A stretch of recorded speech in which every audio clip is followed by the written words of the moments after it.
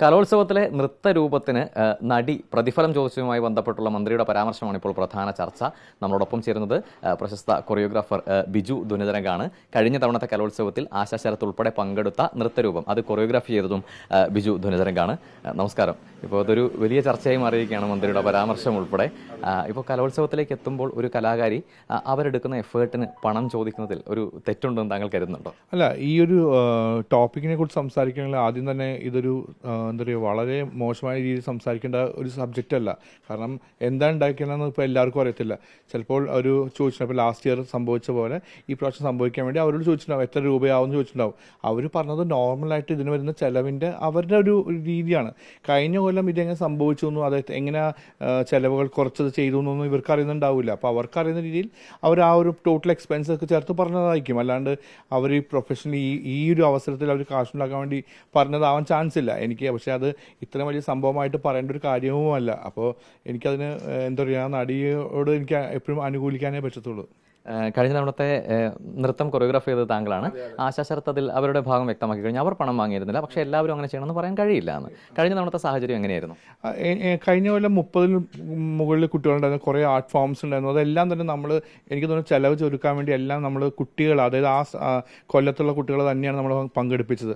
പക്ഷേ ഇത് when it comes to professional dancers, ഇപ്പോൾ ഈ വരുന്ന നടി ഉദ്ദേശിച്ചത് പ്രൊഫഷണൽ ഡാൻസേഴ്സ് ചെയ്യുകയാണെങ്കിൽ അവർക്ക് അവരുടെ പ്രൊഫഷണൽ അവർ ചാർജ് ചെയ്യുന്ന വലിയൊരു എമൗണ്ട് ഉണ്ട്.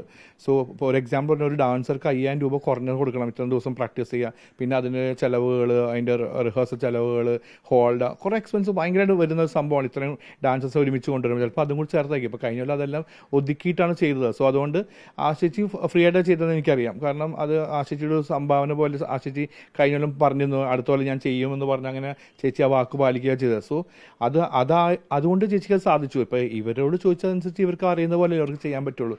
സോ അപ്പോൾ ഒരു നടി എന്ന രീതിയിലാണ് അവർ ആക്ച്വലി ഇതൊരു വിമർശനമാക്കി എടുത്തേക്കുന്നത്. എനിക്ക് ആക്ച്വലി ഞാൻ ചോദിക്കട്ടെ, ഈ യുവജനോത്സവത്തിൽ നിന്ന് വളർന്നു വന്ന ഒരു ആർട്ടിസ്റ്റ് എന്ന നിലയിൽ അതുകൊണ്ടാണ് അവർ ഇത്ര അഹങ്കാരം എന്നൊക്കെ പറയുന്നത്. എന്തുകൊണ്ട് വേറൊരു ഡാൻസ് ടീച്ചർ ഇവിടെ യുവജനോത്സവത്തിൽ നിന്ന് വന്ന വേറെ ഡാൻസേഴ്സിനെയോ അല്ലെങ്കിൽ ഡാൻസ് ടീച്ചേഴ്സിനെയോ സമീപിച്ചില്ല? അവിടെയും അവർ നോക്കുന്നത് ആ ആർട്ടിസ്റ്റ് എന്നുള്ള വാല്യൂലുള്ള കിട്ടാനുള്ള ഒരു ഫെയിം തന്നെയാണ്. അതായത് ഈ ഒരു പ്രോഗ്രാം ഇന്ന നടി അവതരിപ്പിച്ചു എന്ന് പറയാനുള്ള ഒരു പബ്ലിസിറ്റി തന്നെയാണ്. അപ്പോൾ പിന്നെ അവരത് പറഞ്ഞതിൽ എന്താ തെറ്റുള്ളതെന്ന് എനിക്ക് ചോദിക്കാനുള്ളത്. എന്തുകൊണ്ട് വേറെ പ്രഗത്ഭരായ ഡാൻസേഴ്സിനോ ഡാൻസ് ടീച്ചേഴ്സിനോ സമീപിച്ചില്ല? അപ്പോൾ സോ അവരെ തെറ്റു പറയാൻ പറ്റത്തില്ല. അവർക്ക് അറിയുന്ന രീതിയിൽ അവർ പറഞ്ഞു, അത്രേ ഉള്ളൂ. ഇപ്പോൾ നമ്മൾ സാധാരണഗതിയിൽ കേൾക്കുന്നതാണ് ഈ കലാരൂപങ്ങൾക്ക് അല്ലെങ്കിൽ കലാകാരന്മാർ ഒരു പ്രതിഫലം പറയുമ്പോൾ അതിനെ വലിയ രീതിയിൽ വിമർശിക്കപ്പെടുന്നത്. ഇപ്പോൾ ചിത്രം വരയ്ക്കുന്നവരാവട്ടെ, നൃത്തമാവട്ടെ, എന്തും ആവട്ടെ, ഈ കലാരൂപം എന്നത് വെറുതെ ചെയ്തു കൊടുക്കേണ്ട ഒന്നാണ് എന്നൊരു തോന്നൽ, ഒരു പൊതുബോധം ഉണ്ടാക്കിയെടുക്കപ്പെട്ടിട്ടുണ്ട്. ഒരു കലാകാരൻ എന്ന നിലയിൽ താങ്കൾ എങ്ങനെയാണ് അതിനെ കാണുന്നത്? ഞാൻ പറയട്ടെ, ഇപ്പോൾ നമ്മുടെ അടുത്ത് വരുന്ന കുട്ടികളുണ്ട്, ഇപ്പോൾ പഠിക്കാൻ വരുന്ന കുട്ടികളുണ്ട്, ഡാൻസ് പഠിക്കാൻ വരുന്ന കുട്ടികളുണ്ട്.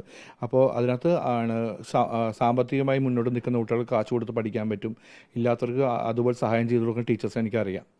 പക്ഷേ എല്ലാവരും ജോലി ചെയ്യുന്നത് വരുമാനത്തിന് വേണ്ടി തന്നെയാണ്. ഇപ്പോൾ ഏതൊരു ജോലിയാണെങ്കിലും, ഇപ്പോൾ എന്താ പറയുക, അത് പറയാൻ പോകുന്നതല്ല, രാഷ്ട്രീയം പോലും എല്ലാവർക്കും വരുമാനമൊക്കെ എല്ലാം ആവശ്യമാണ്. ഇത് ജീവിക്കാൻ വരുമാനം ഒരു അത്യാവശ്യം തന്നെയാണ്.